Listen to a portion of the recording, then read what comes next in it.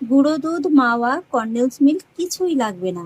ঘরে যদি মাত্র 1 বাটি সুজি আর হাফ বাটি বেসন থাকে, তাহলেই কিন্তু আপনারা বানিয়ে ফেলতে পারবেন ঝটপট এরকম দুর্দান্ত স্বাদের একটা মিষ্টি রেসিপি। নমস্কার বন্ধুরা, অনুভার রান্নাঘরে আরও একটি নতুন পর্বে সবাইকে স্বাগত জানাচ্ছি। বন্ধুরা, আজকে আমি আপনাদের সঙ্গে এমন একটা রেসিপি শেয়ার করব, যেটা তৈরি করতে লাগবে না কোনো রকমের কোনো গুঁড়ো দুধ, লাগবে না কোনো খোয়া ক্ষীর। মাত্র 2 থেকে 3টে উপকরণেই কিন্তু তৈরি হয়ে যাবে এমন মজাদার স্বাদের একটা রেসিপি। ঘরে যদি মাত্র 1 বাটি সুজি আর হাফ বাটি বেসন থাকে, তাহলেই কিন্তু তৈরি করে নিতে পারবেন এরকম দুর্দান্ত স্বাদের একটা রেসিপি। তো সেই জন্য দেখুন বন্ধুরা, শুরুতেই কিন্তু গ্যাস ওভেনে আমি একটি কড়াই বসিয়ে দিয়েছি, আর তার মধ্যে নিয়ে নিয়েছি এরকম একটা ছোট বাটি মাপ করে 1 বাটির মতো সুজি। এখানে আপনারা কিন্তু মেজারমেন্ট একটা কাপ মেপেও কিন্তু সুজিটা নিয়ে নিতে পারেন। এবার প্রথমে মিডিয়াম লো ফ্লেমে সুজিটাকে আমি মোটামুটি 3 থেকে 4 মিনিটের মতো একটু হালকা করে ভেজে নেব। এতে করে সুজির মধ্যে যে একটা কাঁচা গন্ধ আছে সেটা কিন্তু খুব ভালোভাবে চলে যাবে। 2-3 মিনিটের মতো ভেজে নিয়েছি, সুজির কাঁচা গন্ধটাও কিন্তু একদম খুব ভালোভাবে চলে গেছে। এবার আমি সুজির মধ্যে অ্যাড করব ভর্তি ভর্তি 2 চা চামচের মতো ঘি। বন্ধুরা, এখানে এই রেসিপিটা করতে কিন্তু আপনারা ঘিয়ের পরিমাণ এর থেকে একটু বেশিও দিতে পারেন, আবার এর থেকে সামান্য একটু কমও দিতে পারেন। তবে আমি কিন্তু এই মাত্র 2 চামচ ঘিতেই এই পুরো রেসিপিটা করব। এখানে আপনাদের কিন্তু খুব বেশি ঘি দেওয়ার প্রয়োজন নেই, এই 2 চামচ ঘিতেই কিন্তু হয়ে যাবে।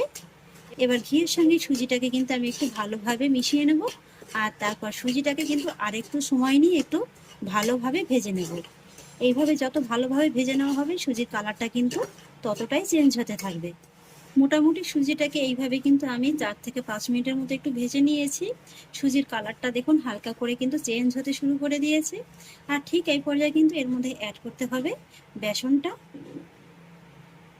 আর সেই জন্য দেখুন বন্ধুরা, আমি ওই ব্যাটারি কিন্তু হাফ বাটির মতো বেসনটা নিয়ে নিয়েছি।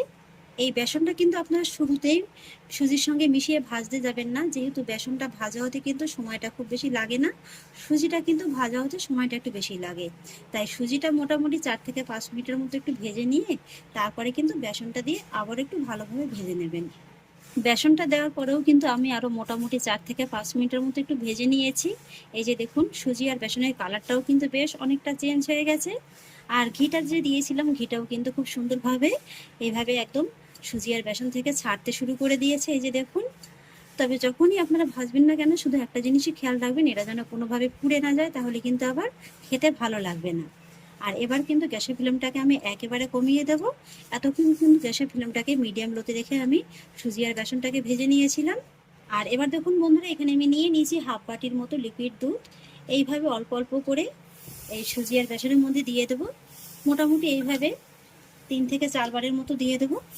আর তারপরে কিন্তু এর সঙ্গে একটু ভালোভাবে ভেজে নেব। দুধটাকে মোটামুটি 3 থেকে 4 বারের মতো দিয়ে কিন্তু আমি সুজিটাকে আরেকটু ভালোভাবে ভেজে নিয়েছি।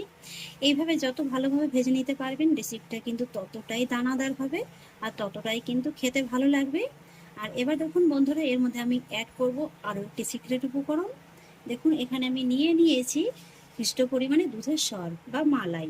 এখানে আমি 2 চামচের মতো দুধের সরটা দিয়ে দেব। এতে করে কিন্তু এই রেসিপিটা খেতে দুর্দান্ত লাগবে। তবে এখানে আপনাদের হাতের কাছে যদি দুধের সরটা না থাকে, সেক্ষেত্রে কিন্তু আপনারা সামান্য একটু গুঁড়ো দুধও দিতে পারেন। তো এখানে দেখুন, আমি সামান্য একটু মালাই দেওয়ার কারণে কিন্তু কোনো রকমের কোনো গুঁড়ো দুধ আর অ্যাড করলাম না। এবার এই মালাইটাকেও কিন্তু এই সুজির সঙ্গে একটু ভালোভাবে মিশিয়ে নিয়ে আবারও একটু ভালোভাবে ভেজে নিতে হবে। এইভাবে দেখুন বন্ধুরা, আমি কিন্তু সুজি আর বেসনটাকে আবারও একটু সময় নিয়ে ভেজে নিয়েছি। আর এবার কিন্তু সুজি আর বেসনের মধ্যে অ্যাড করতে হবে চিনি। আর এই সময় কিন্তু গ্যাসের ফ্লেমটাকে একেবারে কমিয়ে রাখতে হবে। তো আমি ওই বাটিরই কিন্তু 1 বাটির মতো চিনিটা নিয়ে নিয়েছি।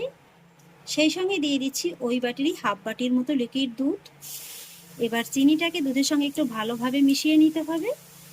আর তারপর গ্যাসের ফ্লেমটাকে একেবারে কমিয়ে রেখে মোটামুটি 1 থেকে 2 মিনিটের মতো এইভাবে একটু অপেক্ষা করতে হবে, যাতে করে চিনিটা দুধের সঙ্গে একটু ভালোভাবে গলে যায়। এখানে কিন্তু বন্ধুরা আলাদা করে চিনির রসটা তৈরি করার কোনো প্রয়োজন নেই, এইভাবে একটু তৈরি করে নিলেই হয়ে যাবে। আর এতক্ষণে নিশ্চয়ই আপনারা বুঝতে পারছেন যে আজকে আমি আপনাদের সঙ্গে কি রেসিপি শেয়ার করতে চলেছি। হ্যাঁ বন্ধুরা, আজকে আমি আপনাদের সঙ্গে সুজির মিল্ক কেক তৈরি করতে হ্যাঁ বন্ধুরা, আজকে আমি আপনাদের সঙ্গে সুজির মিল্ক কেক রেসিপিটা শেয়ার করছি। কোনো রকম মিল্ক পাউডার কিংবা কনডেন্স মিল্ক কিংবা ক্ষীর ছাড়াই কিন্তু খুব সহজেই তৈরি করে দেখাবো। মিনিট এইভাবে একটু অপেক্ষা করার পরে কিন্তু এই দুধ ও চিনিটাকে কিন্তু সুজি আর বেসনের সঙ্গে খুব ভালোভাবে মিশিয়ে নিতে হবে। আর তারপর ফ্লেমটাকে আবারও মিডিয়াম লোতে রেখে আরেকটু সময় নিয়ে এভাবে নেড়েচেড়ে কিন্তু সুজি আর বেসনটাকে ভেজে নিতে হবে। এই তো বন্ধুরা, সুজি আর বেসনটাকে কিন্তু আমি আরও মোটামুটি 5 থেকে 7 মিনিটের মতো এইভাবে একটু রান্না করে নিয়েছি। দেখুন এটা কিন্তু কড়ার গাটা ছাড়তে শুরু করে দিয়েছে। এই যে দেখুন, এবার কিন্তু আর বেশি পাক করে নেওয়ার কোনো প্রয়োজন নেই, সঙ্গে সঙ্গে কিন্তু এখন গ্যাসের ফ্লেমটাকে অফ করে দিতে হবে। তারপরে কড়ার মধ্যে আরও 1 থেকে 2 মিনিটের মতো এইভাবে একটু নেড়েচেড়ে নিতে হবে। আর এবার দেখুন এখানে আমি 5 ইঞ্চির একটা সিলভারের বাটি নিয়ে নিয়েছি, তার মধ্যে বসিয়ে দিয়েছি একটা বাটার পেপার, আর তার মধ্যে লাগিয়ে নিচ্ছি সামান্য একটু সাদা তেল। এখানে আপনারা একটু ঘিও কিন্তু লাগিয়ে নিতে পারেন। আর তার মধ্যে ছড়িয়ে দিচ্ছি সামান্য একটু পেস্তা বাদাম আর আমন্ড বাদাম কুচি। এবার আমি এই সুজি আর বেসনের মিশ্রণটাকে কিন্তু এই মোল্ডের মধ্যে নিয়ে নেব।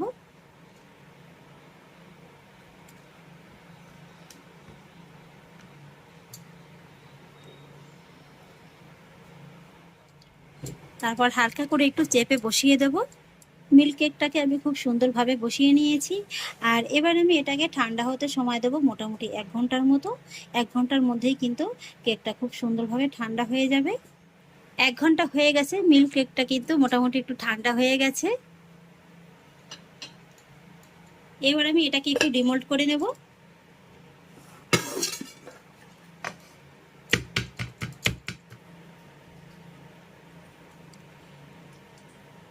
এই যে দেখুন বন্ধুরা, সুজির মিল্ক কেকটা কত সুন্দর একেবারে ডিমোল্ড হয়ে গেল। দেখতে দেখুন কতটা লোভনীয় লাগছে। তো দেখুন বন্ধুরা, কেকটাকে কিন্তু আমি একটা অন্য প্লেটে ট্রান্সফার করে নিয়েছি। আর এবার আমি কেকটাকে একটু কেটে দেখিয়ে দিচ্ছি যে এটা কতটা সুন্দর হয়েছে।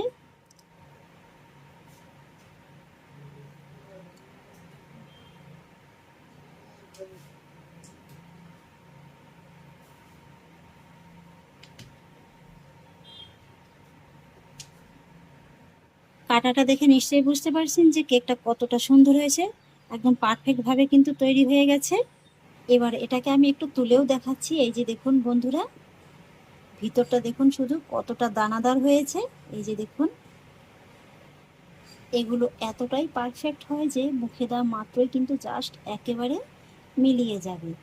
আর এতটাই দানাদার হয় যে আপনারা ভাবতেই পারবেন না। ভিতরটা দেখুন কত সুন্দর একেবারে দানাদার তৈরি হয়েছে।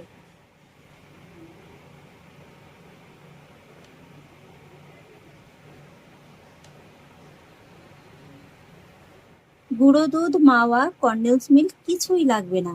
ঘরে যদি মাত্র 1 বাটি সুজি আর হাফ বাটি বেসন থাকে, তাহলেই কিন্তু আপনারা বানিয়ে ফেলতে পারবেন ঝটপট এরকম দুর্দান্ত স্বাদের একটা মিষ্টির রেসিপি। খেতে এতটাই মজাদার হয় যে একবার খেলে আপনারা 10 বার ভাববেন যে এটা আগে কেন খাইনি। আর এত অল্প উপকরণে যে এত সুন্দর রেসিপি তৈরি করা যায় যে আপনারা ভাবতেই পারবেন না। কথা দিচ্ছি বন্ধুরা, এই রেসিপিটি যদি আপনারা একবার বাড়িতে বানিয়ে খান, বারবারই কিন্তু খেতে মন চাইবে। এই যে দেখুন বন্ধুরা, এই মিল্ক কেকটা কতটা দানাদার হয়েছে। এই যে দেখুন, দেখে নিশ্চয়ই বুঝতে পারছেন এতটাই দানাদার আর জুসি হবে যে মুখে দেওয়া মাত্রই কিন্তু জাস্ট একেবারে মোমের মতো গলে যাবে। তাহলে আশা করছি বন্ধুরা, আমার আজকের এই রেসিপিটি আপনাদেরও খুব ভালো লেগেছে। যদি ভালো লেগে থাকে তাহলে আমাকে অবশ্যই একটা লাইক এবং কমেন্ট করবেন, সেই সঙ্গে বন্ধুদের সঙ্গে শেয়ার করবেন। আর প্লিজ বন্ধুরা, যদি আমার পরিবারের নতুন সদস্য হয়ে থাকেন তাহলে একটা সাবস্ক্রাইব করে পাশে থাকা বেল আইকনটি প্রেস করে দেবেন। ফিরে আসছি এরকমই পরের অন্য কোনো নতুন রেসিপি নিয়ে। সবাই ভালো থাকুন, সুস্থ থাকুন, ধন্যবাদ।